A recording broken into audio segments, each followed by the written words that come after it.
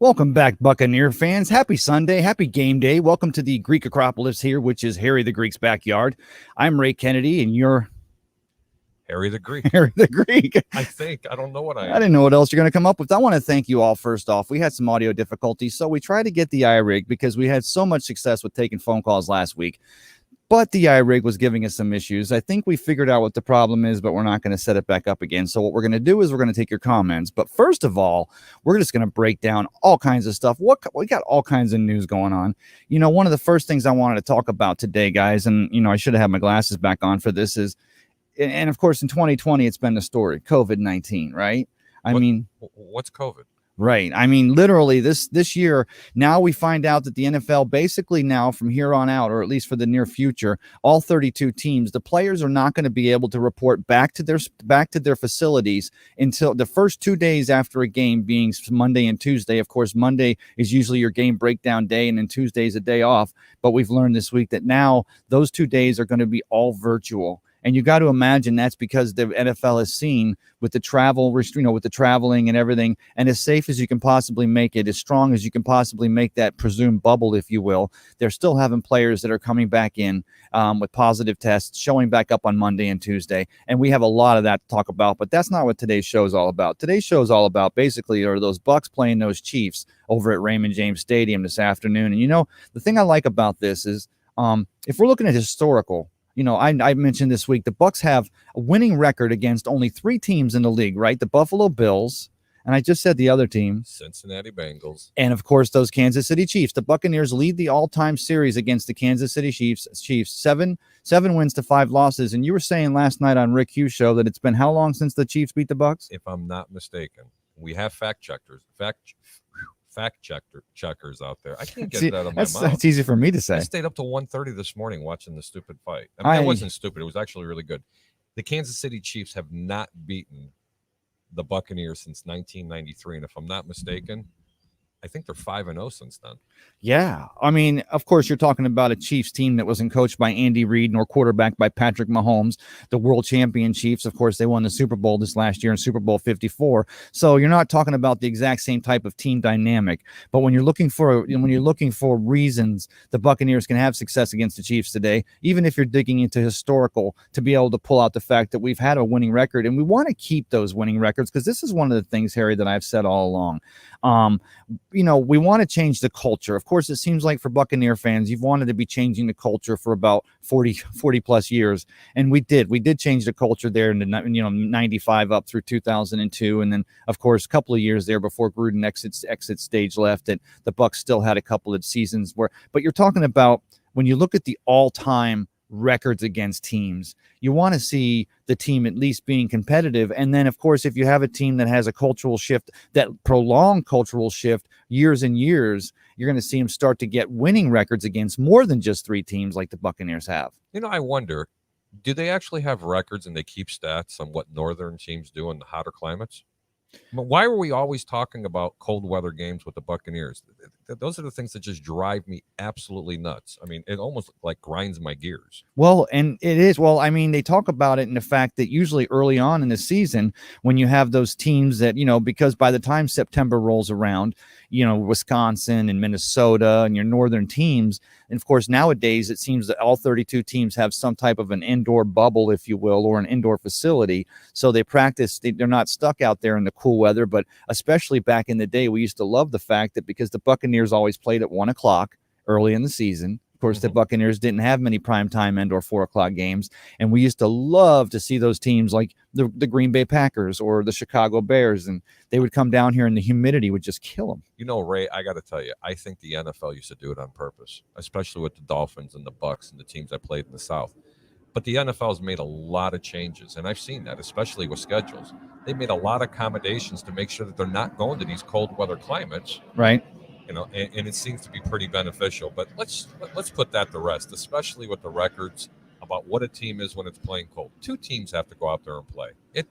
That's just, it's so mind-boggling, and I never factored that in any kind of stats when I was wagering on a game ever. And by the way, guys, I want to apologize. I did have the phone number. It says call now 239-9792, but that was what the problem we were having with the audio. So that I'm going to go ahead and change that when we go to our first commercial break. But we had a Greek setup on that. I have no idea what that means. Trust me, people out there know what that means. It was all Greeked. It was Greeked up. I almost stepped in a pile of Greek back here. You're running. We ran the audio. We ran the digital cable through here, and I took a step behind the table. And let me tell you guys right now. And you know what? We've only got 2 comments. If we get 50 comments, no, you know what? 75 comments, guys. If we can get 75 comments on today's show, I will end the show with a cannonball in your pool. I think he's going to go in the pool anyway. Talking about Greeks. I mean, now you're insulting my tzatziki sauce. We do have a couple of comments already. Let's start it off with Johnny Dean, the professor, says game day with Cup of Ray. JD, thank you so much earlier for that sound check. It says here, can barely hear Harry. So let's go ahead and let's mess with that for a second, Harry. Let's turn your gain up a little bit and make sure you lean into that microphone. Go ahead, try it now. I don't think I can lean into the mic anymore, but it does sound a lot better. Listen to that sexy voice. W101, pull her close and pull her tight. It's Saturday night and it's time to get busy. Easy. But this is TVMA now. Oh, I know, but I wanted to work it back, and I've got my notes here, guys, if you don't mind. Here's something that was very interesting. So the 49ers are actually looking for a new home because with Santa Clara is the county that they practice in, and of course Levi Stadium is in. Santa Clara is now banning all recreational activities for 3 weeks. They have a stay-at-home order, if I'm not mistaken. It's throughout like LA County and everything like that. Right. And so you're talking about even the NFL and the Shield and the bigness, if you will, that is the NFL. Those players are not going to be able to practice or congregate at all. So you've got the 49ers that are actually looking for a new place to practice. That's just strange. I don't understand that. If they let Mike Tyson fight last night in the Staples Center, I cannot understand for any reason why they wouldn't allow a football game. And you were speaking about the fact that you got a chance to catch the fight, and I appreciate the invite, but I was pretty much snoozing already. How does Roy Jones stand in the ring against Mike Tyson? I mean, Roy Jones, pound for pound, was the best fighter. That was his tagline, if you will. And Mike Tyson, of course, he's 103 years old now, but he still looked pretty stocked. I mean, I saw a picture of him earlier this year. I'll tell you exactly what I thought about the fight. He got hit twice in that first round, pretty solid. Right. And Roy Jones had the best gameplay. What was that? Just hug him. Just hug the whole fight. I mean, he kept frustrating Mike because he was just grabbing him. But I'll tell you what, when you don't have fans, listening, I heard every body blow. That poor guy is sore today. Well, let me tell you something. Is also you got to watch out. If you're going to be hugging on Mike Tyson in a ring trying to avoid getting you're getting hit, you better be hiding those ears as well. I think Evander Holyfield will attest to that. No, Mike said he ate last night. He probably wanted to eat Roy Jones' ears. I had another note here I thought I'd mention, and of course, Buccaneer fans, this is very pertinent for Bucs fans, and that is the fact that all 3 quarterbacks for those Denver Broncos are in the COVID protocol. What does that mean?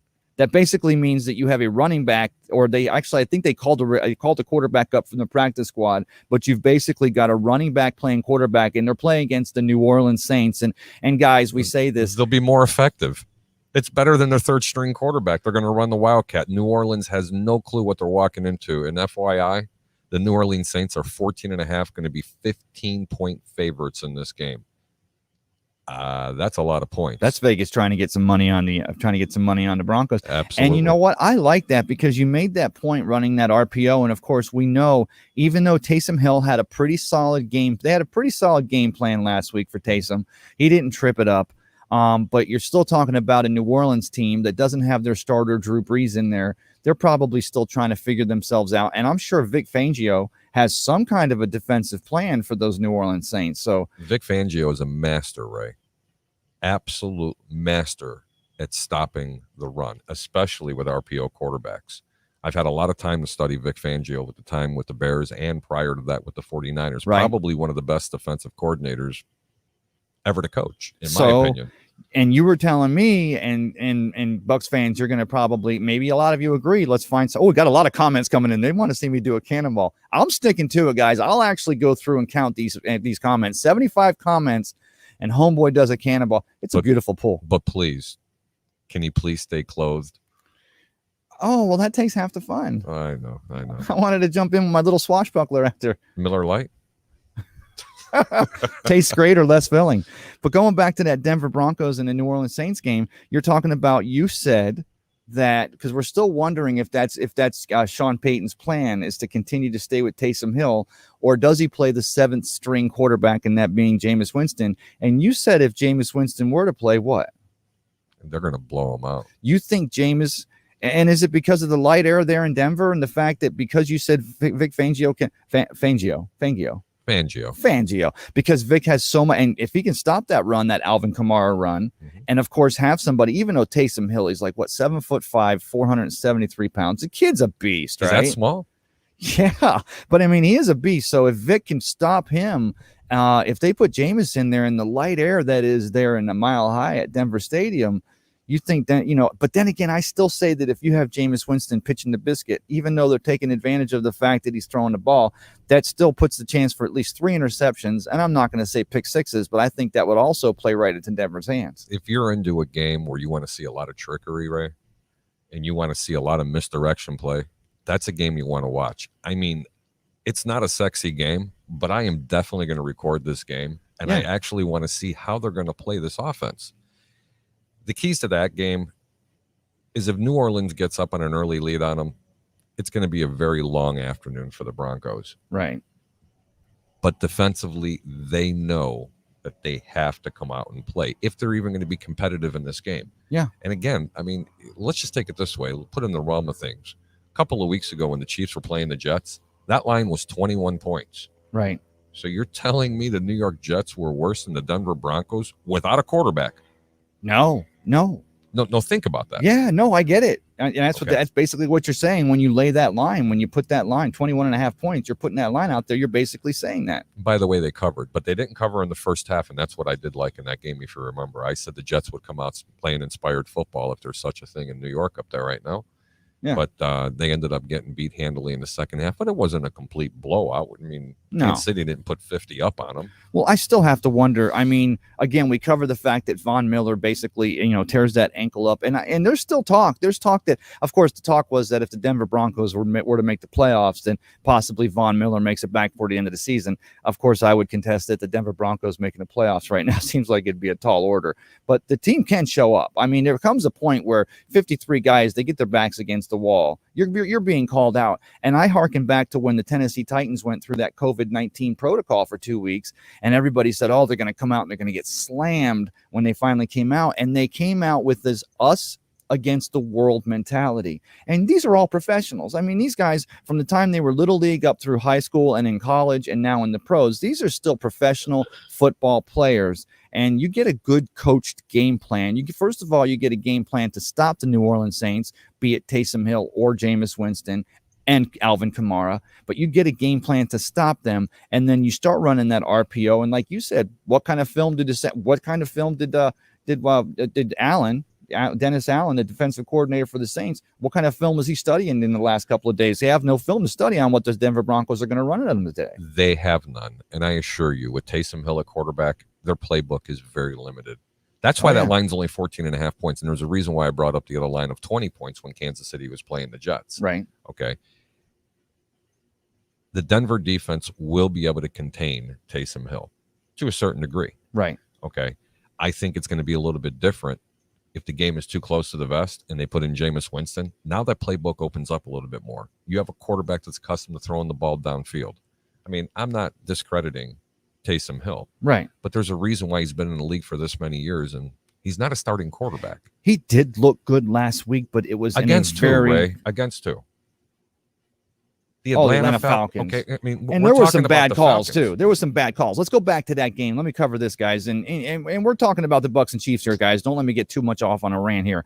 But that play where Michael Thomas makes the catch, the defender goes by, barely touches his jersey, but in no way did he make him go down. Did he force him to go down, or did he stop his progress? Michael Thomas goes to get back up again, and of course that the Falcons defender comes from behind and strips him. And I'm sorry, guys, but this is just from me, from my 40-something years of football experience. There's no way in heck that's a non-turnover. And they review the play only to make sure that he made the catch and he was down. They didn't review whether to determine it was a fumble or not, and they turned that ball over. Now, do the Saints still end up beating the Falcons? Well, probably 6 days a week and twice on Sundays. I'll say 7, but I give the Falcons one shot.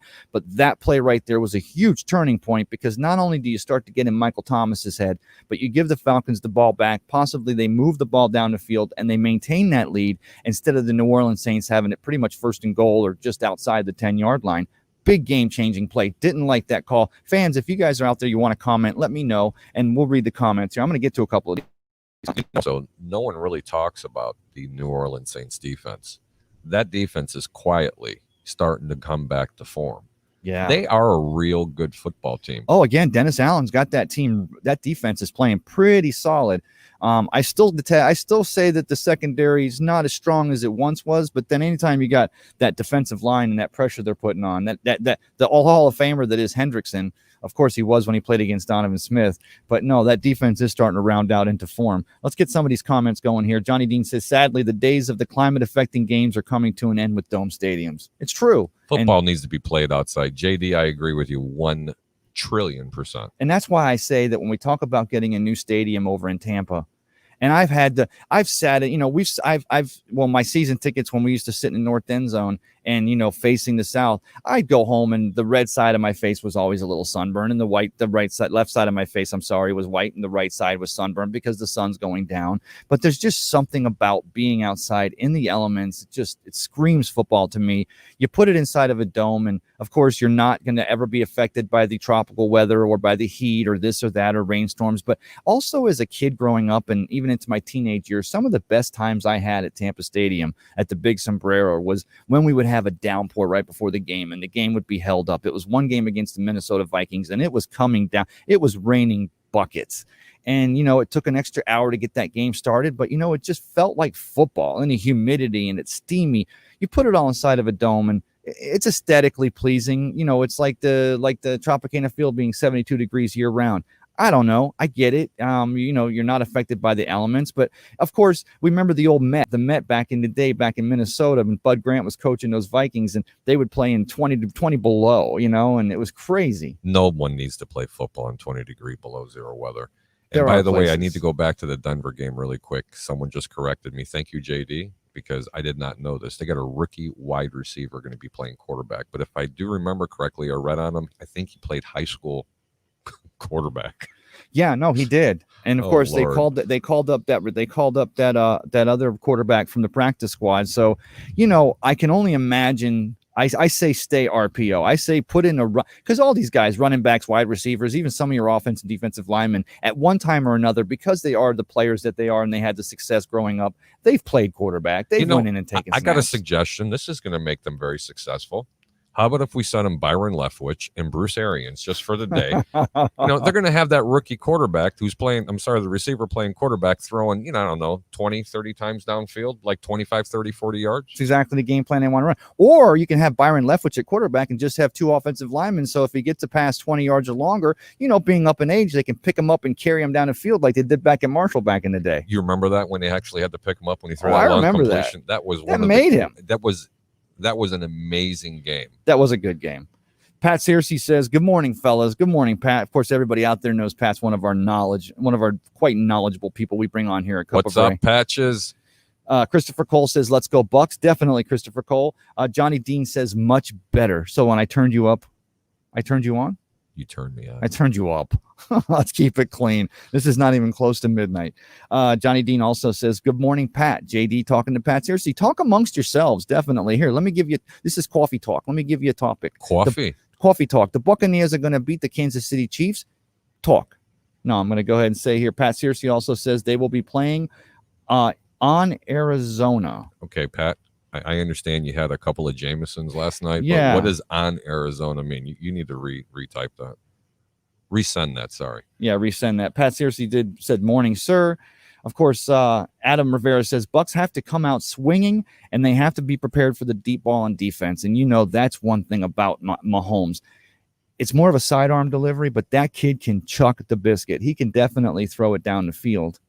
Kansas City's going to throw the ball 10 times past 20 yards in this game. That's a lot. That's a prediction. They're going to complete 2 of them. They are going to be ready for them because that's I'm sorry, that's the style of defense that Tampa plays. Yeah. Okay, because they don't know how to play man zone. Don't say that, because they may just show up today and punch some receivers in the mouth. I would love it. I would absolutely love it. Which would you love more? And Bucs fans, you tell us, which would you love? I mean, that sun's feeling good, so I'm sorry. I guess we're going to be a little lit up here. I hope we're coming out okay. Yeah, we look good. I mean, look at us. We look good. Would you rather see the Bucs defense play a more pressing type of defense and coming up on the line and smacking those receivers off the ball, or the Buccaneers try and stay with trying to establish the running game against that Kansas City Chiefs defense? If you had to pick one. If that's a great question, I would love to see them do both. And I would love to see them cut their blitzes down by 2/3. Right. Keep everything in front of them. They're a defense that's built to apply pressure on the quarterback. When they lost Vita Vea, right? Okay, that did stop that push up the middle. He wasn't a great pass rusher, but he did occupy 2. He wreaked havoc in the middle. And the other portion of that is when you're not blitzing as much, you're not letting people get behind you. And then when you get up to the 20, as I was talking on Rick Hughes' show last night, that's when they can turn around and start smacking people in the mouth a little bit. That's when you play your press. That's when you have your chances of getting your turnovers, because now your defensive scheme completely changes. Well, I'll trade you. I say blitz less, but you've got to have somebody watching Patrick Mahomes, whether it be Devin White or Levante David. You've got to have a spy, because if I see Mahomes and the guy, one of the MVP candidates, and of course he did so great in leading the Chiefs to a Super Bowl victory last year. But man, when he starts running sideways and doing those no look passes and them shovels, the kid's a creator. I'll give him that. The kid's a phenomenal football player. But you got to spy on him. You do have to spy on him, and that's what they didn't do last year. There's a playbook on Pat Mahomes. He's a great quarterback, but he's not like he was last year. And that might be a very concerning opinion that I'm going to offer here. And a lot of people, especially JD, is going to disagree with me. He can be had. He likes to do a lot of things that are not fundamental football. He throws across his body. That's why I said they need the blitz less, right? Because now you don't only have to have one spy. Now you have 2. You keep him contained in the pocket. And when you make him a pocket quarterback, he becomes very pedestrian. Okay. I'll buy that for $1. Johnny Dean also says, hug it out. LOL. I think that's when he was talking about me turning him on, but we'll go there some other time. Adam Rivera also says, Nate Robinson should never box again. Boxing is not a game. It is the hurt business. Is Nate the one you were talking about? Oh, my God. For anybody that didn't see this, obviously, Adam did. He's the football player or basketball player. He was a basketball player, right? And he went up against a guy that's trying to become a boxer, and he was pretty good. He hit him so hard one time, he went to the canvas. How they let the fight go on, I have no idea, because as soon as he stood up and he put up his hands, Ray, his eyes started rolling in his head. When he went to go throw a punch, he caught him with a cross. And I've seen people get knocked out before where they just buckle to their knees. Right. No, he was a stiff board. He face planted right into the ground, right into the canvas, and didn't move. And you said the medical people came right in there. I mean it was scary. That's the definition of a slobber knocker. I mean, literally. Let's see. We got a couple more comments before we get back to our picks here. Let's see. Johnny Dean's got a lengthy one, but let's read it. If the Bucs just play their game, they will have a shot. Everyone saying they can't be throwing the ball. The Chiefs are giving up 300 yards a game in the air. This game should fit with what the Bucs want to do. Timeout. Okay, let's go ahead and stop on that one. Timeout. We'll keep it on the screen so we can see. Throw the flag, Pat. All right, let's hear it. Throw the flag at him. All right. He's right. The reason why they're averaging 300 yards on defense and giving up is because the Chiefs are getting leads in these games, and they have to play it. See, stats are very misleading. Right. Okay. And again, I'm not trying to step on anybody's toes, but those are very misleading. They don't have a very good defense, but they play very well. They play a very similar style defense that the Bucs do as well. Right. If they get into a shootout, do I think the Bucs can beat them? Yes. I'm not as confident. But everybody's complaining about all the deep balls that Brady's missing. And the reason why that's happening is because they're waiting for it. Yeah. Okay. And they're sending the blitz because they know they don't respect Tampa's run game. That's the problem. If you get the Chiefs to respect the run game, that means Mahomes is going to be sitting on the bench for a while, and he's going to be watching the game. The Bucs better have 34 to 37 minutes of control time in this game, or they don't win. It's back. Simple. It goes back to Brett Favre. It goes back to any of the quarterbacks, again, throughout history the Bucs have played, and I always bought into the coaches that would tell you the best way, and that's what Dungy would tell you, the best way to to remove their most potent offensive weapon is to keep them on the bench. and to keep them on, and maybe it's dink and dunk passes where they stay in bounds, keep the clock running. I'd like to see the Buccaneers get that lead. I'd like to see Tom Brady snapping the ball under 5 seconds all day long. Let the clock run. Of course we want to see, everybody wants to go out there and light it up. Of course we want to see Tom just, go to Antonio, go to Gronkowski, go to Evans, go to Godwin. We want to see everybody getting fed. But man, what I said this for last week for the Rams game, I would love to see just a ball control offense running the clock. The less chance you give Patrick Mahomes to get off, to get started, the better the chances of the Bucs beating this Chiefs team today. All I'm saying is this, and you're absolutely correct. If they can get the Kansas City Chiefs to respect the run every time they put that person and sneak them up in the box because they're expecting the run, pass. Yeah. I mean, every single time, whether it's a screen, which I don't think Tampa knows how to catch a screen right now, but I'm sure they practice it all week. They've been practicing hopefully for 6 months, but tight ends over the middle, hitting people over the flat, because those little receptions get a lot of yak. Gets a lot of yak. A lot of yak. Okay, I mean, I love Mike Evans, but how about hitting him on a short pass, on a skinny post? Giving Mike some yak. Okay, I mean, give him a little bit of yak. Got another comment here. Johnny Dean says, rookie wide receiver Kendall Hilton expected to start at quarterback for Denver. That's just, again, you talk about falling into it, but wouldn't that just be, wouldn't it be the game of the day?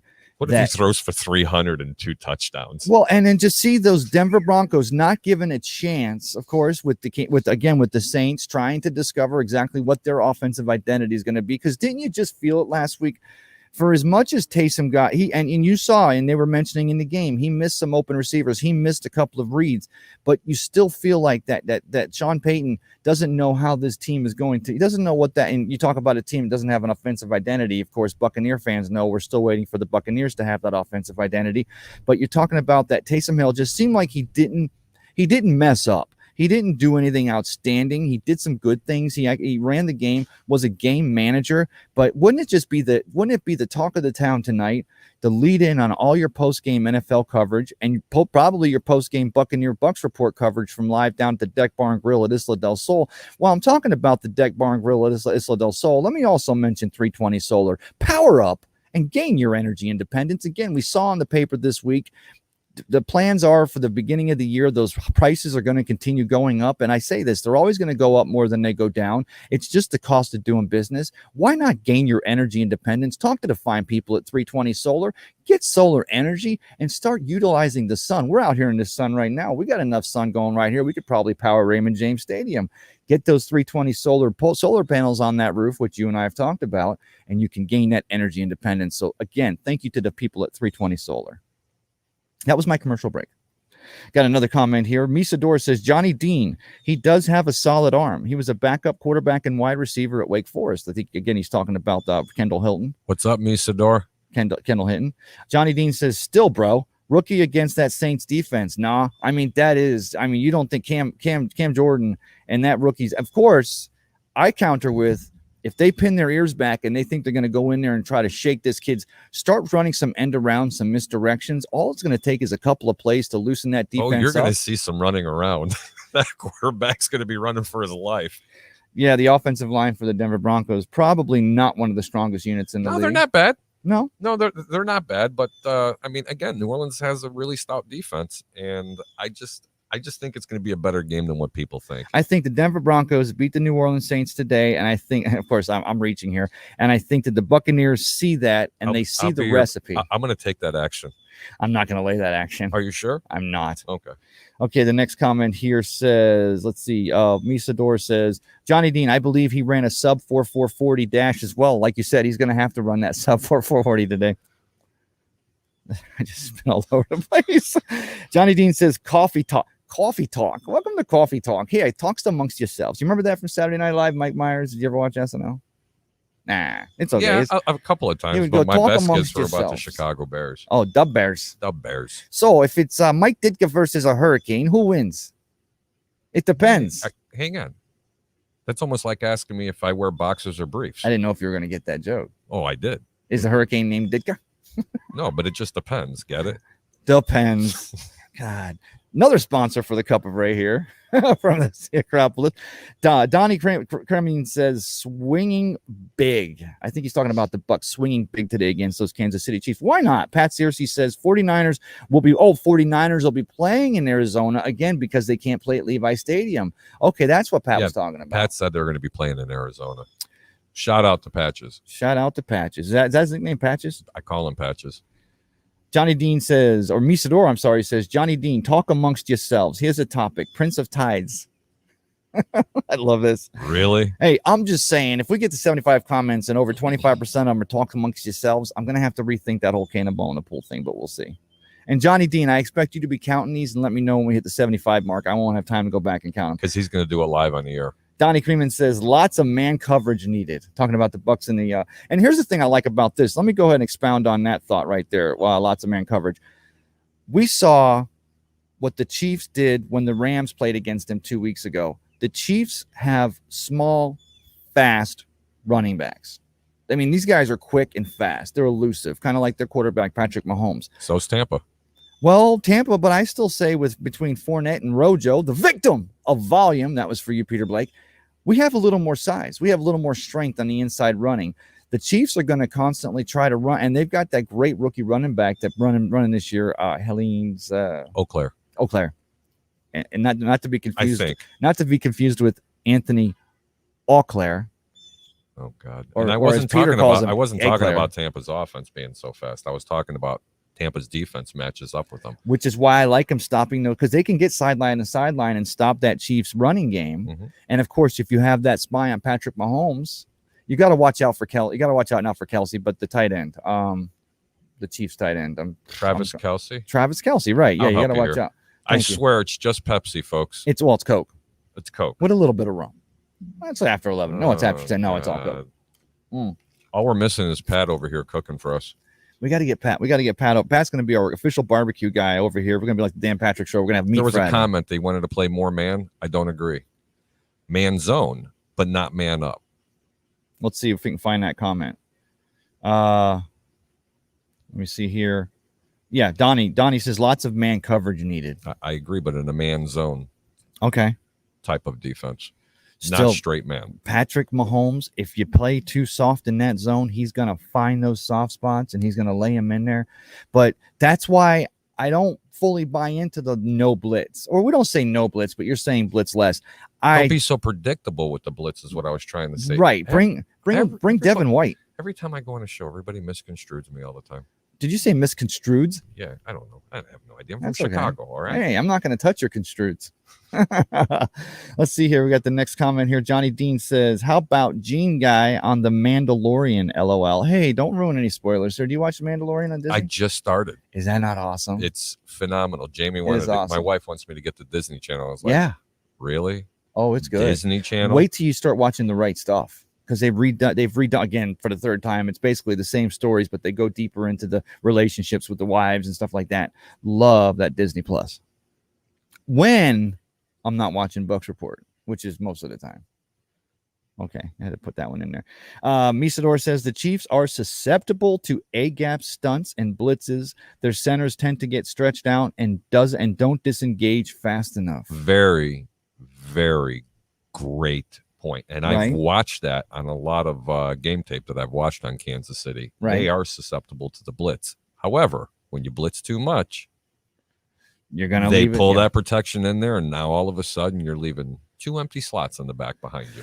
Yeah, I mean, here's the thing you always say: if you're gonna blitz, get there. I mean, you can't blitz and not get there. If you're gonna blitz, you got to do it all the way and make sure you get there. It's hard to blitz a mobile quarterback and get there.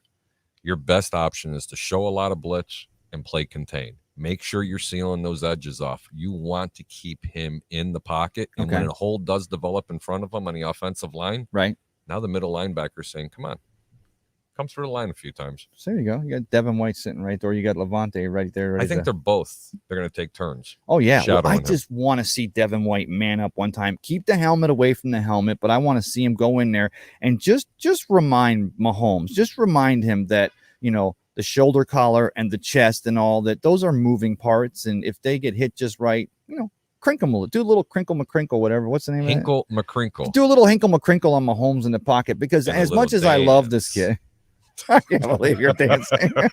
A little dance. I'm going to edit that out. But the thing is that, the thing about a Patrick Mahomes, I haven't seen real, and the kid bounces right back up. He's a tough kid, and we don't want to see anybody get hurt. But I just want to make sure, let's remind him that he is human. And the way to do that is to just make his life miserable. And if you get a shot for a hit on this kid, get a hit, get a clean, square hit. Love it. Yeah, throw some shoulder in there. A little bit of shoulder. That's not too clean, but it's not going to get a flag. No. And you know what? If it has to be a flag, if the point's being made, if you're going to get a flag, no concussions, because we know we're going through that with Ali Marpet now. And there's still, I don't think we've received new word on that. Of course, you learned this week that AQ Shipley injures that neck again, and it was a previous injury, probably at the end of his career. So the Bucs are kind of scattering here. And you know what? We talk about the fact that those Denver Broncos and what they're doing at quarterback against those New Orleans Saints.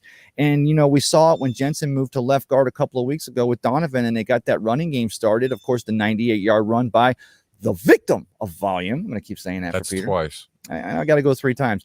But I think that the Buccaneers, we're not going to go in there and be world beaters, but you're talking about putting mixing pieces in there. And, those defensive lines, they tear down the offensive game film just like every other positional group.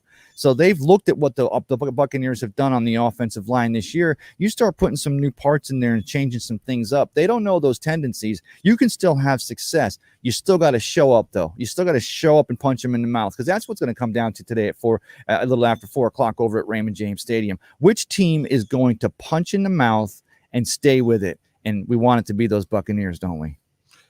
Yep. You have any idea what the total spread is for the game, including the over and under? For the Bucs Chiefs? Mm-hmm. Okay, so I'm going to say boom, boom, boom, boom. Are they going to go at least maybe 51? 51. Is it really 51? No. How do I? Oh, no. It's not even close. I wish it was 51. Is it under? That's too much. It's the highest total of the week. So it's going to go 57. 56. 56. Very close. It's going to go to 57. I think maybe 56 and a half just before game time. I got to tell you, Tampa's at home. Bucs favored by 5.5 at this point. I'm still sitting at the computer getting ready to hit the send button as soon as it gets to 4 points. Yeah, I'm going to make 2 different bets in this game. I'm going to take Tampa plus the 4, and I'm also going to play them on the money line, because the money line is going to give me a plus 180. So you're going to get 180 for every 100 you spend. Yep, 180 for every 100 I spend. Nice. But $100 is a lot of money. Yeah, look who you're talking to, brother. Peter Blake and I, our idea of big bets are breakfast sandwiches from McDonald's, 2 for $2. I'm still waiting for my breakfast sandwich. I got your breakfast sandwich right here. Christopher Cole says, run the dang ball and contain Patrick M. Yeah, Christopher Cole nails it. Love me some Chris. Hang on, was that Christopher Cole? Yeah, Chris. I think I've been saying this all morning. Yeah. What? That you said? Run the ball and contain them. Yeah. No, Christopher knows his stuff. He said that before you said it, so I'm going to give him credit for it. Chris, you got all the credit, brother. You've been saying it, brother. Johnny Dean has another comment here. Johnny Dean says, Bucs have to push Mahomes into the pocket and collapse it around him. That is how you get to him. And, man, would that job be so much easier if we did have Vita Vea in there. And, of course, we talk about possibly getting a Vita Vea back, before maybe for a run. Of course, the Buccaneers have to win today to get back into a solid playoff conversation. And it's not so much that they're going to have so much trouble against the Detroit Lions or they're going to have so much trouble against the Minnesota Vikings. When I'm talking about the fact that the other teams, there are other NFC teams, the pack is starting to come back. It's starting to get a little tight at the top there, and you can't afford to be dropping these games. Number one, you want to see them show up against the world champion or the defending champion, Kansas City Chiefs, here at Raymond James Stadium. But the pack is starting to get close enough now that if you don't pick up these games, that you're going to really start having to do the math, like I've said Buccaneer fans have had to do for better part of the last 45 years, is you're doing the math going, okay, this team loses, this team ties, we need this one to go to overtime, and then we don't want to do that. We just want to win the games. We want to win these games outright, be masters of our own destiny, if you will, and that starts with today against those Kansas City Chiefs. I agree totally. They just need to play a nice, well-balanced game. That's exactly what it is. But you can say that about every game. They got to be balanced. They got to be balanced. But no, in this particular game, they need to be balanced. And Kansas City is very human. They don't have a defense that matches up well with the Tampa Bay Buccaneers. Everybody's worried about Kansas City's offense. But if you follow a simple game plan and just like Johnny Dean said, you get pressure on Mahomes, he becomes very pedestrian, just like any other quarterback. Yeah, I mean, he'll still try to make, and he'll throw interceptions. He'll throw, and Mahomes will actually throw some interceptions. You get that pressure on him, and you get him dancing around early enough, he's still going to try to do those tricks, the no looks, the quick passes, those, quick little, throw, what do you call it when the guy's running through the hole and you do a little forward hitch? The shovel pass. The shovel. Why couldn't I think of that? But you're still going to see him doing that, but you get that pressure on him early, and you're forcing, and especially if you can get a lead, now you're forcing him to take bigger risks, and taking bigger risks is a chance that you're going to have him make those mistakes. Yep. Another thing I'd like to see Tampa stop doing is stop dropping Jason Pierre-Paul in the coverage. Once in a while, but 8-10 times a game. That's not his MO. Just going to get ready to ask you, does he get his third interception in a row for his third game in a row? I'd love to see him get an interception by putting his big old mitt with 3 fingers up in the air and tipping the ball and then coming down with it. Not going out in the coverage trying to carry a linebacker. I mean, trying to cover a tight end or a wide receiver or even a running back. I mean, let's face it. Running backs are faster than DNs. Oh, you find generally a lot faster than linebackers. Linebackers have trouble, covering those running backs. Safeties have problems sometimes covering them because there's a size difference. Right. They need to play a basic defense, get in your face, and smash them up the middle. Okay. That's it. Got another comment here. Johnny Dean says, "Not true, Harry." Ooh, not true, Harry. The Chiefs have not been playing with big leads this year. What do you think I am? So foolish to not know what stat is usually skewed due to that? Come on, man. Come on, man. Come on, man. You're right. I'm sorry. But generally, when they have the lead, teams want to pass. They game plan to pass against the Chiefs because they think that they have to get into a shootout. So we were both correct. Is that okay? Can you concede to that, Johnny? We call it a push for now until we get you guys together. And maybe we get you guys in the ring. Maybe you guys will be the undercard for Tyson and Jones next time. I love JD. JD's awesome. He's like I said, knows more about football than he's already forgotten more than I'll ever know. Did I say that right? I think so. Anwar Nunn says, I just see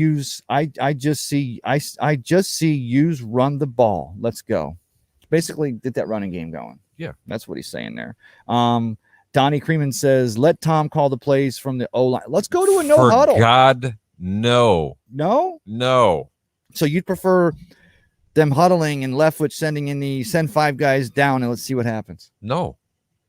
Okay. No. I think the coach needs to call the plays. He needs to send 2 or 3 in there, and then you have your field general walk up to the line of scrimmage, diagnose the defense, read it, and then make your call from there. That's what we haven't seen, and this is what I was alluding to this week when I was talking about. But not to make his own calls. No. But because you'll see 75 passes in a game. We've seen Tom, and we'll talk about that, guys, in a minute. Last week, Tom Brady leaving the field quite quickly after that game, and Jared Goff looking. And I know a lot of you out there had feelings about that. And I know we've covered it here on a Bucs Report this week, and I'll get to that. But I have not seen, but a couple of times, the Tom Brady that I'm used to seeing, and that is walking to the line, surveying the defense, letting that clock come down to 1 second, hiking the ball. I mean, because that's how you literally suck the life out of a defense. Is that me? No, but I got breaking news.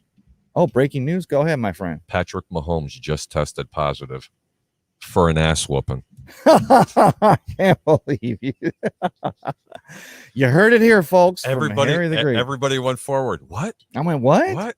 For an ass whooping. Let's see here. Johnny Dean says, cannonball. We're getting close, ain't we, JD? Johnny Dean's going to have 30 of these comments. I don't even know if I can count those. Johnny Dean says, got to have 2 over on those outside receivers. I agree. Yeah. JD's absolutely correct. JD, yes. JD also says the last thing you want to do is flush Mahomes out of the pocket 100%. I never said that. You want to keep that cat. No, we said we want to watch it contain the pocket and implode on him. We don't want, and that's when the spy comes in, because even though Patrick Mahomes rolls to the right, I want to see Devin White dislocate I want to see Devin dislocate, remove him from his cleats. You're going to see a lot of times that Mahomes is going to be flushed out of the pocket and he's going to roll to his right where he's dangerous. Yes. But what I want to see is receivers that are covered. Make sure someone's covering the backside. Tampa's not stupid, and they have fast corners and they have fast safeties because he's going to throw against his body. He'll throw back across. You know what? I'm going to make a prediction right now. Interception back across the body? He throws one going back across his body, and I'll tell you what, they'll get to him. I tell you what, I see that because of the speed we have in the secondary, and if he rolls to the right and he's got coverage there, he's going to try to throw it back across his body, which literally makes the distance not twice as much, but it's definitely a lot further distance for that ball to carry, for that ball to travel. When you're throwing across your body, you can't possibly get enough on the ball, and the ball's going to get a little too much air, especially over 20 yards downfield. The ball's hanging up there, and you're like holding your breath, your collective breath. You said he only throws over 20 yards downfield 10 times, you said? I'm hoping he does it a lot more than that. I'm hoping he does too. Pat Searcy says, Harry, I'll get you breakfast tomorrow morning. All right. Breakfast? I'll be there for breakfast tomorrow morning. Johnny Dean says, come on, everyone. Let's get Ray into the pool. Johnny Dean's trying. I got so much to cover here. So Johnny Dean says, when homie is stuck in the pocket, I think he means Mahomes, but yeah, when homie is stuck in the pocket, he has no room for those amazing plays. Those all come from his mobility, and it's true. The kid's got some wheels. I.e., Aaron Rodgers, Lamar Jackson. We've seen how Lamar Jackson. Oh, we covered that, and that was one of the things. Go ahead. Let me do a ramble here if I can, because I wrote an article this week, guys, and I basically, and I'm going to pub my article, but I was basically talking about the fact that every week the Bucs aren't made to be the boogeyman, but since Tom Brady signed and Gronkowski comes in here and now Antonio Brown and all these things, every week it's, who's up against the Bucs? Oh, it's the Rams against the Bucs. It's this against the Bucs. And in this week, I turn on the NFL Network, and the very first opening segment, the very first opening story is Chiefs at the Bucs. Now, don't get me wrong. As a follower of the Buccaneers, a cover of the Buccaneers, and if you guys as all Buccaneer fans out there, we want nothing more than the world to think of our game as the most important game. But I would say right now, number one, most important, biggest game of this weekend is the Titans revisiting those Colts in the battle for AFC South. My game of the week, right? But there's that. You've also got the 49ers playing against, I got the list right here. But anyway, basically there's literally 5 or 6. Okay, here's my games right here. Raiders at Falcons we'll talk about. Chargers at Bills, but you got the Browns at Jags now. Dolphins at Jets now. Okay, so Saints at Broncos is a big deal because of the quarterbacks. 49ers at Rams, because the 49ers are like the only team that doesn't have a winning record in the NFC West. But man, if those Buccaneers, if we can start getting our game into order here, we need to, because you know what? If for some reason the Bucs don't get the wheels righted on this ship, are there wheels on this ship? Well, there's a captain's on our wheel. ship, it does. What I think Ray's trying to say, and I'm going to help him, the moons and the stars are not going to line up for the Buccaneers. They're not going to get any help. Okay, they're not going to get any help.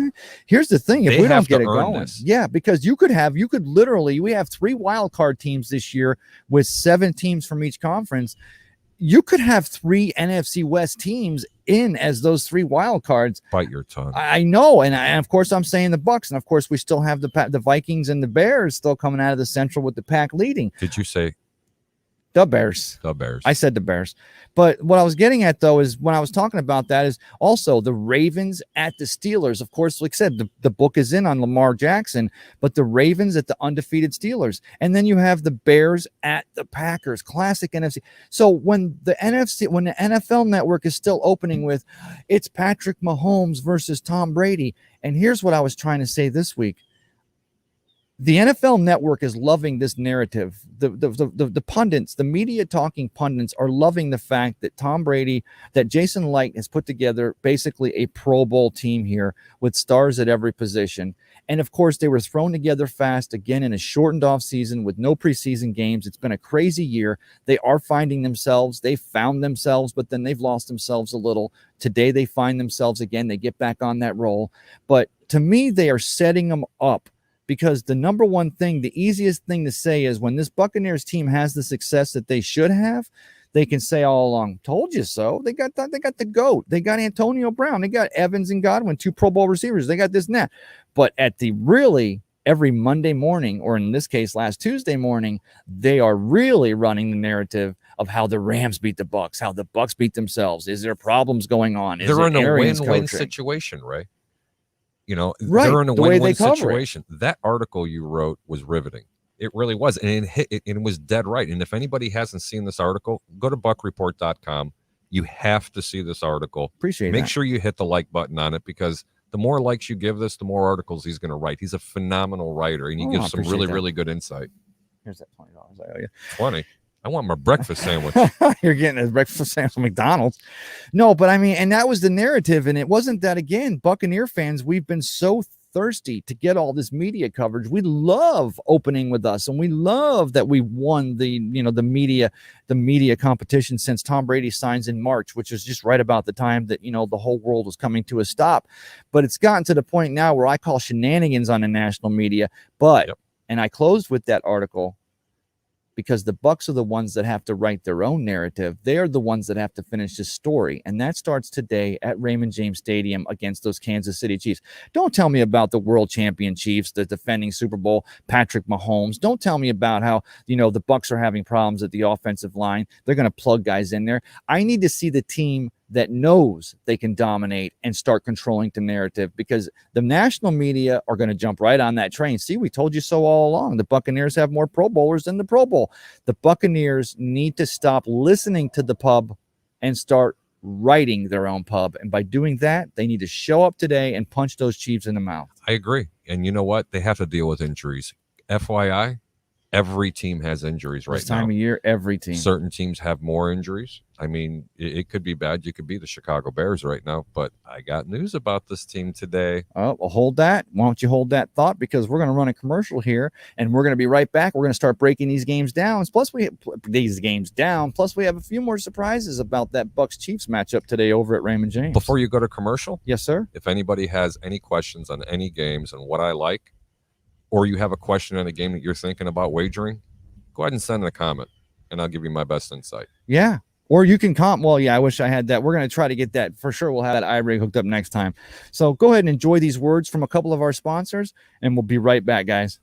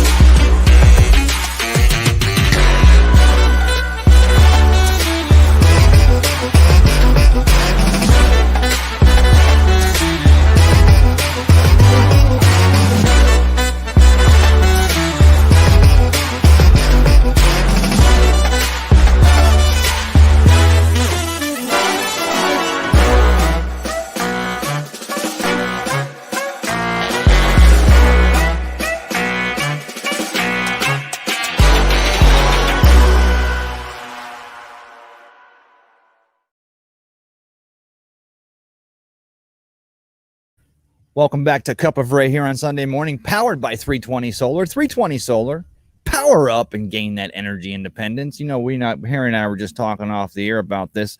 I also wanted to mention we were talking about the COVID-19 and the fact that the Ravens-Steelers game, of course, Lamar Jackson, who we were just talking about, tests positive. They initially moved that game. They weren't sure where they were moving the game to. Of course, now the game's scheduled now because it was actually originally scheduled for that 8 o'clock Thanksgiving night game. We missed that too. It's weird because we've only had an 8 o'clock game on Thanksgiving for about like 4 or 5 years. but we've kind of become used to it, haven't we? Yes, After we the have. turkey bird, get relaxed, and there's a primetime game. I was also reading that they might forfeit. What does that do? Well, now it's now scheduled for Tuesday, right? It's now been scheduled for Tuesday night, but then today we find out that the Steelers running back James Conner tested positive now for COVID. I don't know. Maybe someone else knows out there, but I might have overheard when I was waking up that 20 players now have tested positive for the Ravens. Well, here's the thing. 20? You start to talk about a forfeit. That starts to get to be precariously close towards not only using that 18th week, or not only using that 18th game or that 18th week to finish up these football games. I'm going to cover this light off this table. I don't agree with that, because if they forfeit, and it's going to be for their own reasons, and everybody out there knows, because they have a chance of not even making the playoffs. Okay, and that's just not fair. Other teams have had to deal with the COVID-19 situation. What do? The next man up. They bring a practice squad player up. Hell, they even expanded the rosters because of this reason. I think teams need to make their players more accountable, suspend them, okay, and including coaches, and then you're going to see exactly what's going to happen. Because if they did stay in a bubble, and I'm not saying a controlled bubble, be with your family, be with your players only. Don't go out partying. Don't go out drinking. I mean, they don't need to do that. I understand they have millions of dollars and they want to have fun because they're young men, but you know what? This is a livelihood, and it's a multi-billion-dollar industry, and they need to respect that. Well, the NFL's really, now you're going to see it. This was the first big, we had July 4th back in during the baseball season and stuff, but this was the big first holiday, Thanksgiving, and Thanksgiving being a holiday just predicated upon the fact that everybody coming together. You usually see relatives you haven't seen all year. You get together. And by the way, I don't think we started the show off. I hope everybody out there, all you Buccaneer fans, had a good Thanksgiving. It was a strange Thanksgiving. It was a socially distanced, responsible COVID-19 Thanksgiving. But not at your house. I seen the 50 people out in front of your house hanging out. I didn't know hugging everybody. The next thing I know, I got all the dancers from Atlantis coming over. We got there out in the front. They're making it rain. It's crazy. Making it rain. That was my 12-year-old. I make it rain in this backyard, baby. I'm not even going to ask how that happens. Anyway, I wanted to go back. I think that was, I wanted to jump right into some picks now, Harry, because we were covering them a little before that break. And I'm going to try to start off with, I'm going to go in the order that I think would start from the least, and you tell me if I'm right or wrong. If you want to move on to this one to another one, let me know. But absolutely, let's go ahead and start off with one that's let's scrape the bottom of the barrel. Dolphins at Jets. Next. Yeah. Okay. Next. Browns at Jaguars. Very interesting game. I like Mike Glennon at quarterback. I'm not going to go that far, but go ahead. Jacksonville's going to be at home. They're catching a lot of points. They're catching 7. This game was actually up to 8.5 earlier in the week. And they're trying to beg you to bet the Jacksonville Jaguars at 7. Cleveland is missing, I believe, 2-star defensive linemen, and if I'm not mistaken, the running back is out of this game. Ooh. Jacksonville had a very difficult time stopping anybody on defense. But they have played very well. Doug Marone's got them come around lately. They have played very well on defense against the Packers. Yeah. They almost beat them. They played very well for a first half, JD, by the way, against the Pittsburgh Steelers. Don't think I didn't forget. But they ended up losing that game handily. Right. But this is Cleveland. Yeah. This isn't the Pittsburgh Steelers. This is not the Green Bay Packers. I see a competitive game. I will not be betting this game, but if I had to lean one way, I'd have to take Jacksonville at home, getting 7 points. 7 points. I'm going to go ahead. My prediction on this, because I put it out there anyway, and because you guys know my predictions can be completely silly, but I always say even a blind squirrel gets a nut. I can't even remember his name. Predictions, right? Mike Glennon. Focus. Mike Glennon goes for 25 points in fantasy football today. Now, nobody's going to start him. Nobody's even picked him up. But I'm telling you, I go back to the fact that this kid set the NCAA record for completion percentage, following up Russell Wilson there at North Carolina State. I think this kid can dink and dunk with the best of them. I don't know. I don't even know what his situation is. I'm not sure how long he's been on the Jacksonville roster. I don't know if he was a late sign. I don't know if he's actually been there practicing. I don't know why they wouldn't have played him sooner. But I like Mike Glennon. I like the Jacksonville Jaguars defense to stop the Browns, and I think they can turn it around. I like Mike Glennon to score some points today. 25 points could be a stretch, but, in fantasy, he's going to be a very, very low budget. It's not going to cost a lot of money, and that way you can probably stack up on other players. I'm not a fantasy guru by any means. I'd leave that to Pat and like JD. That's another thing about Pat Searcy. Yeah, he is. Jeez. Pat Searcy's won so much money in fantasy. Oh. your head would spin. That's my fantasy. You know what? How about Giants at Bengals? Of course, Joe Burrow we know is out for the season now, so this game's not as juicy as it once might have been. But you still have the Giants. That game is -6. The Giants are a 6-point favorite on the road. Well, because they lost Joe Burrow. I mean, the fact that Joe Burrow goes down in Cincinnati, I don't even know who's backing him up there in Cincinnati. The Giants are probably a more equipped team and a better equipped team to win this game. Yeah. But 6 points on the road, I can't touch it. Everybody out there knows that I like home dogs. Yes. Dogs meaning underdogs. Well, I'd like to first I'd have to know who that backup quarterback is for Cincinnati. I'm sure they have somebody in there.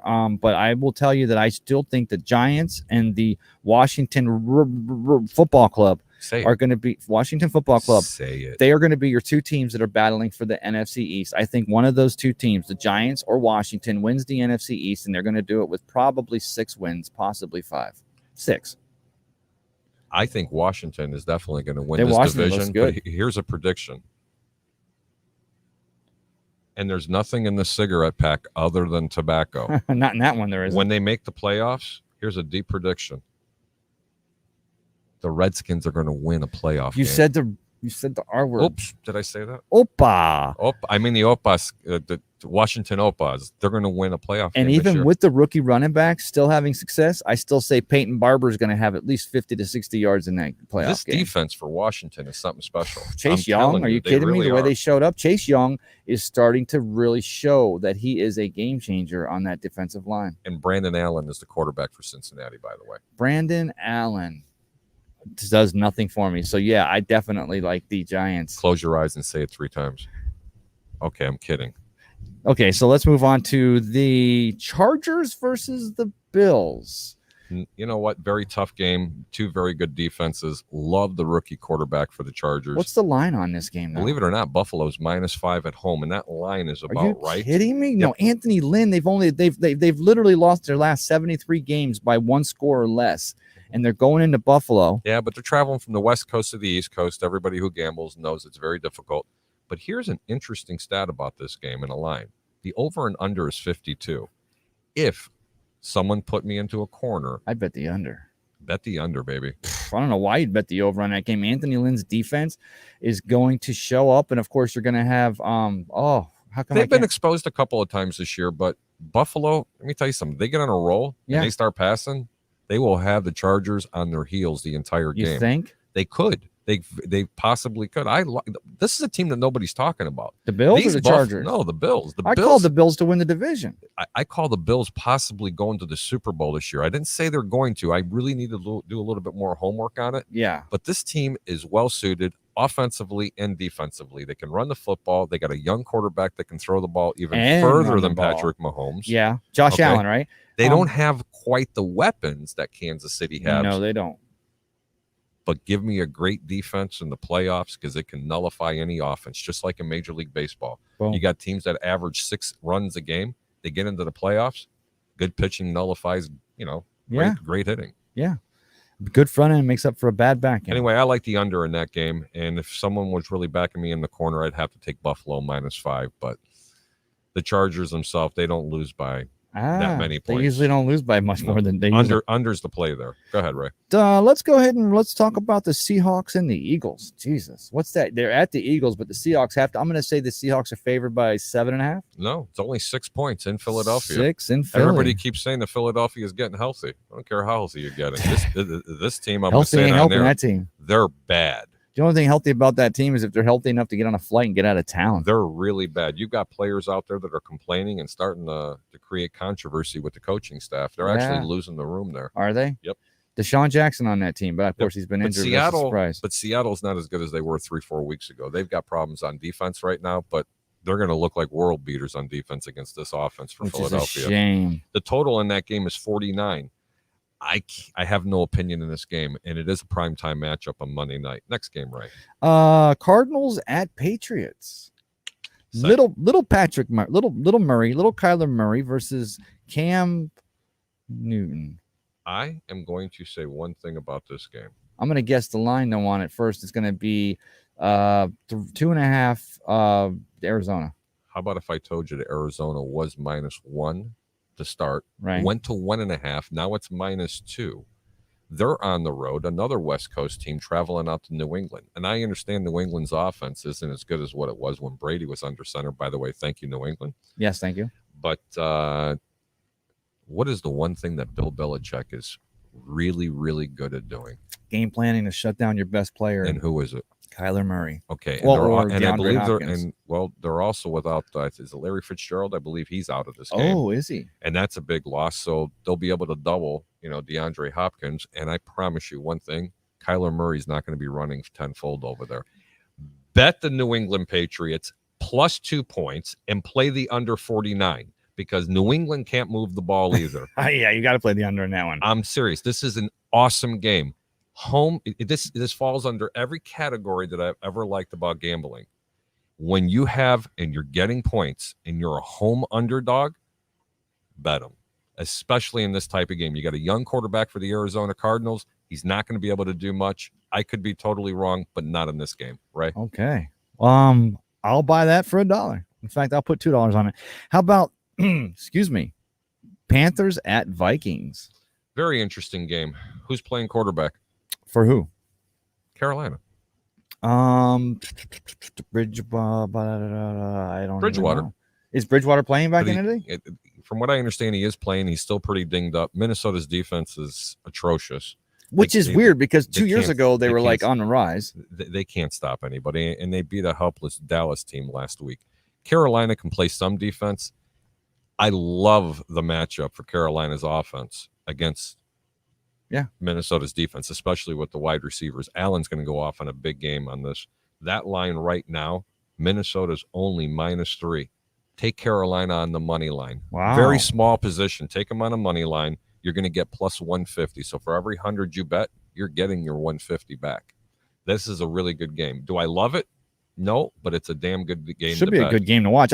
And there's another thing, speaking of Buccaneer fans, is that, Matt Rule's got those Panthers. He seems to have them heading in the right direction. And, we thought going in this year that the NFC South was going to be the strongest just because of the fact that, we've got Drew Brees and Tom Brady and, Matty Ice, and then you had Teddy Bridgewater moving to Carolina. And Carolina and new coach Matt Rule needed a little time to put that together. And, of course, the NFC West has actually stepped up large this year. But, the Buccaneers going to have to keep stepping their game up, not just this year and next year, but continue building for the future because – I don't know what the Falcons are doing, but I know that Matt Rule's got those Panthers headed in the right direction. Falcons are not looking that bad. Well, they look like crap against the Saints last week. Falcons. Oh, so do we have a game on here with the Falcons are – wait, where am I not seeing them? Oh. The Raiders at the Falcons. I'll get to that. First off, I wanted to speak about this game. Actually, I don't know what game it was. Oh, 49ers at Rams. Going to be a great defensive game. The 49ers are still very banged up. The Rams are coming off that big high with the win against Tampa Bay. That line is the Rams are -6. They're 6-point favorites against the 49ers. Total in that game is 45 points.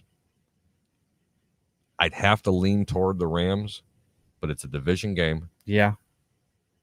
The 49ers play extremely good defense, even with second stringers in there, because they fly to the football and they at least understand the game plan and how to beat the Rams. You stop the run, you make Jared Goff pass, they have corners to go ahead and stop them. They got really fast linebackers. Since I just talked myself into it, take San Francisco +6 on a very small position. This isn't a great game. All right. No, go ahead. Let's move on to the Raiders at Falcons. Who do you like in that game, Ray? I got like the Raiders. Tell me why. Because they got them playing good this year. They seem to be playing inspired football. They've figured out how to use the tight end. They've got a great rookie wide receiver in Henry Ruggs. And then they've also got a decent running back in Josh Jacobs.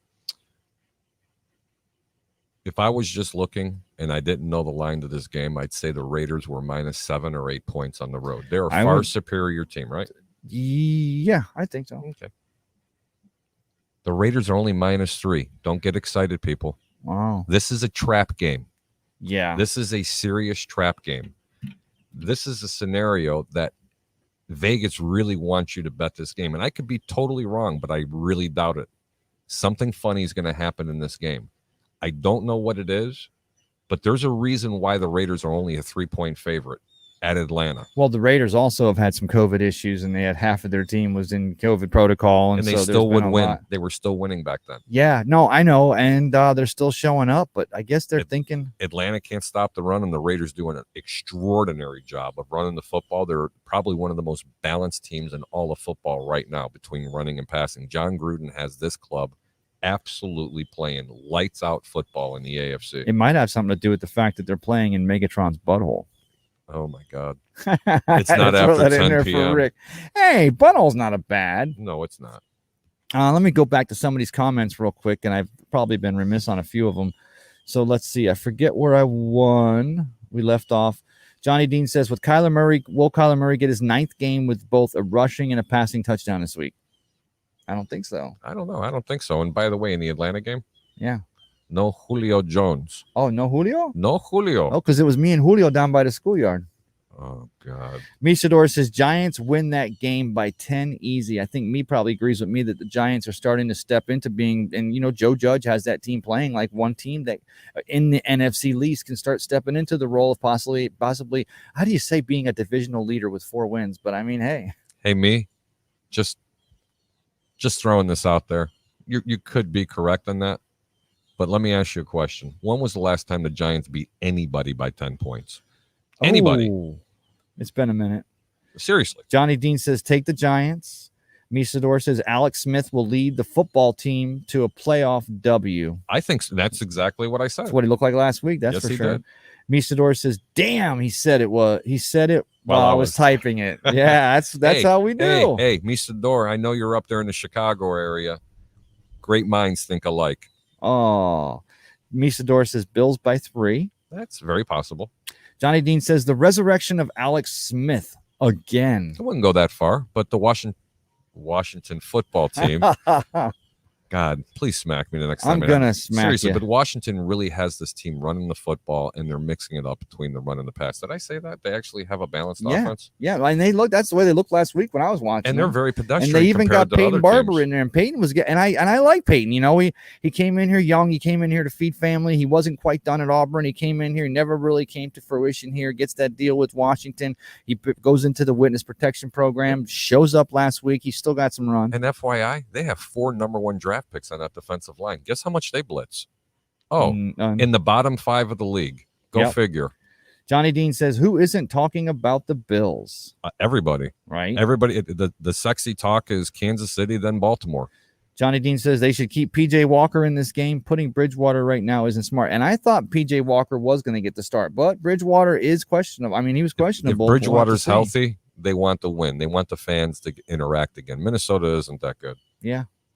And because Minnesota has nothing to lose, they can run the ball now. They'll be blitzing a lot too, because they really need to win this game. Let them blitz. Because I think you're looking at who's the coach for Minnesota. I'm not allowed to say it. Yeah, you are. I can't. I know who it is, but anyway, I think you want to talk about a coach who's possibly on a hot seat. I mean, he had the defense going. We thought it was going to be there. He brings in. They got rid of everybody. They went to a rebuild for absolutely no reason. Their defense were a bunch of studs last year. But the other big problem over there is? What's that? It's who's under center. Oh, yeah. I mean, that's one of the things. They gave him a big contract. And it's like, why did you do that? He should have still been in Washington. Of course, he would be with the Washington Football Club. Kurt Cousins. Nice. John Kiro says, nice show. Great knowledge, Harry. Johnny Yes. Carrillo, thank you. Johnny Carrillo, that's how you say that word. So let me go ahead and hide the comments, and let's go ahead and let's finish it off by talking about this Bucs Chiefs game a little bit deeper. Oh, we have another game to talk about too. Wait, which game did I miss? Oh, come on, think about it. I got my games right here. Dolphins, Panthers, Browns. Oh, okay. Let's do that one first. Ooh. Titans, the battle for the AFC South. There's 2 games I want to talk about. Okay, so let's talk about that. Titans at Colts. Game of the week. Tell me why. No DeForest Buckner. Ooh.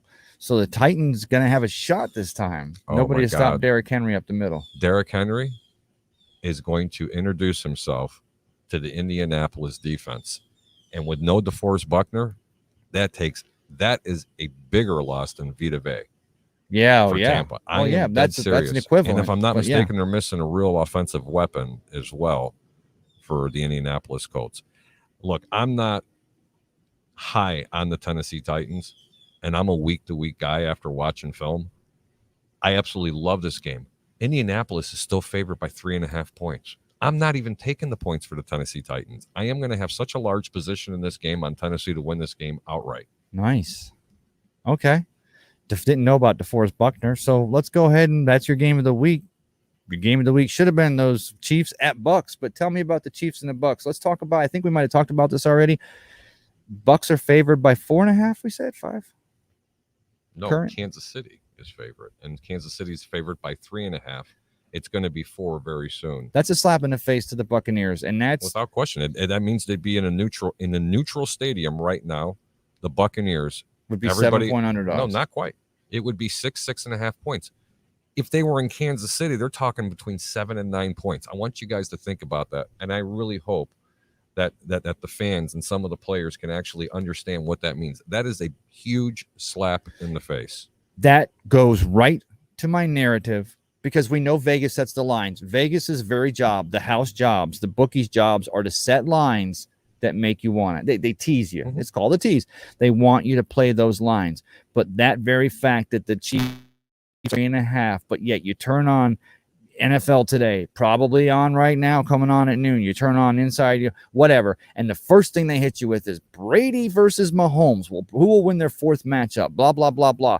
And that just goes to my point again. The Buccaneers need to earn that narrative. That's in your article. That story. That's in the article that you wrote. And that's why, and I wrote that article, like I told you, I literally wrote that I wasn't at a bus stop riding a bus, but I was on my way to work, and I just sat down and I just started punching it out. And it was just how I felt. Next thing I know, it's 800 words. I'm like, I don't know if this is going to fly, but, what the heck? I figure if people want to stick in there with me. But that was the exact point I was making. But the point again being, guys, the positive in this is it's just that this team needs to write their own narrative, quit listening to the talking heads, and give them something to talk about by writing your own narrative, punching Kansas City in the face, and going and showing them why they shouldn't have been the ones favored coming into Raymond James today. The Buccaneers should have been. Yeah, there's a lot of negative press right now on the Tampa Bay Buccaneers, and it's a shame because I still said this from before.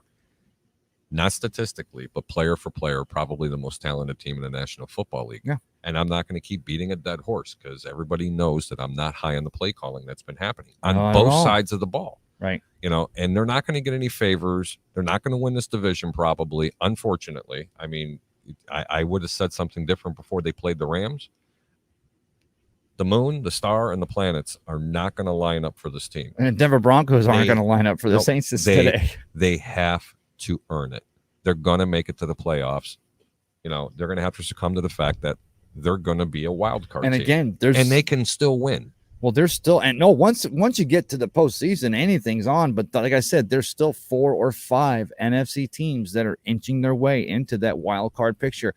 What used to be, 4 weeks ago, it was like, oh, well, the Bucs lost to the Saints, or if they were to lose to the Saints, they'll still be the third, the first wild card. There are 4 or 5 NFC teams that are now making their way into that conversation. And the only way the Buccaneers control their own destiny is to win these games starting today. Yep. Well, that's why it leads me into a different conversation here, because there are some teams looking in. A couple of weeks ago, the Chicago Bears were 5-1. Right. And I publicly said at that point in time when they gave the reins to Nick Foles that this is probably the worst 5-1 team I've ever witnessed coming out of Chicago. I remember you said that exactly. Okay, they made a mistake leaving Mitch Trubisky. Not a favorable comment that I'm going to make.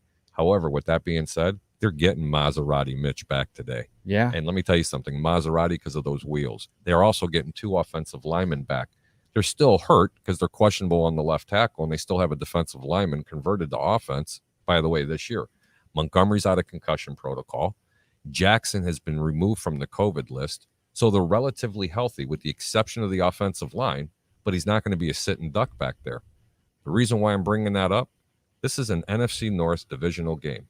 Yep. How in the world 9 points to the Packers? Going to be 10 points.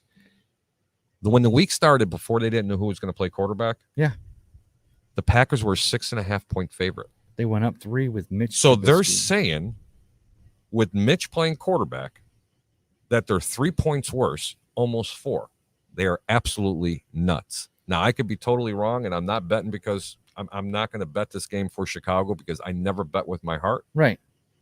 but I am going to put a lot of money on this. Why game. is Foles out and Trubisky in now? Is it injury? Yeah, it's injury. So, but so basically, when the point differential or the favor goes more towards Green Bay, they're probably figuring that Matt Nagy's still going to have his head up his ass and not going to figure out how to use Trubisky or want to use him. Yep, he's given up the play calling duties. Mitch Trubisky is most effective when they're rolling him out of the pocket.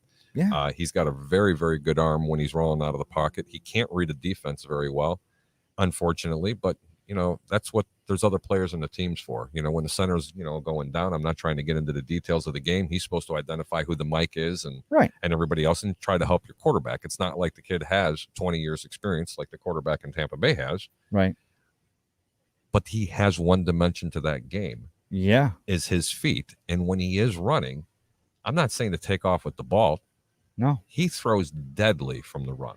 Absolutely deadly, and they have really good wide receivers, and they have a really good tight end. Buccaneers have seen this story before. Jameis Winston was deadly when he was running out of the pocket, but Dirk Cutter never wanted him to run out of the pocket. The thing is, we went through it for years and years. Chicago doesn't call those rollout plays for some reason. Because you might increase your chances to win. I don't get it. But they're going to today because this is do or die for the Chicago Bears. What's their record? Chicago's 5-5. See, so they're 5-5. They're only 2 games behind the Bucs at 7-4 right now. Right. So those are one of those teams I'm talking about. Because we can't depend on doing great against the Lions and doing great against the Vikings and then twice against those Falcons. We need to win these games today. We need to win against those Kansas City Chiefs. Nothing's a gimme until you're actually into the playoffs. Over 88% of the teams, if I'm not mistaken, that started 5-1 make the playoffs. Can you imagine that? Be 5-1, and now you have an uphill battle just to even get to the last wild card? That's just ridiculous. And also, guys, let me go ahead and I'm going to finish the show with this thought. We've seen it happen. We've seen the Ravens game now get moved to Tuesday night against those Steelers. We've seen the NFL trying their hardest to continue these games on their schedules, but it's been getting more and more relevant each week that we may at some point there's going to possibly be a team exposure that's going to cause that 18th week to happen, to add that extra week toward the end of the season to make up, because they can't, with all the bye weeks and stuff gone now, you can't scramble anymore. That being said, one more blow up after that, you're looking at 8 teams from each conference. That's what I predict is going to happen. And then so you're talking about, another team's going to get in there, and that's why your Bears are going to be at 5-5, are going to show up fighting tooth and nail today. That's why the Bucs need to win to get themselves a secure spot in maybe host a playoff game, maybe even still win the West. Crazier things have happened. I'm not giving up on this team. I've never given up on the Buccaneers.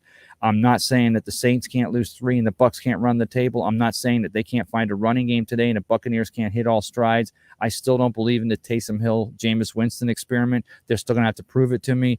Tall order today playing against the quarterback-less Denver Broncos, but we'll see. Anything can happen in a no league. Anything can happen, and it usually does. We have any more comments? Brother, we are out. No, we're going to end the show right there because we didn't hit 75. So I'm going to go ahead and call it a day, my friend. I think he's lying. I'm not lying. But Harry, you want to close with anything? I'd sure love to close. I sure love to close with something. Stay away from the Raider game. Bet that Tennessee Titans game. That's going to be. Is that the night game? That's the night game? I don't remember. I have to check because, man, that would be a great Sunday night game, the Colts and Tennessee Titans. You didn't really mortgage your house a couple of weeks ago, did you? Because I gave you a solid winner then. Not only did I mortgage it and win, but I bought it back and I've refied so I can carry it this week. Oh, Jesus. You guys know how I end this.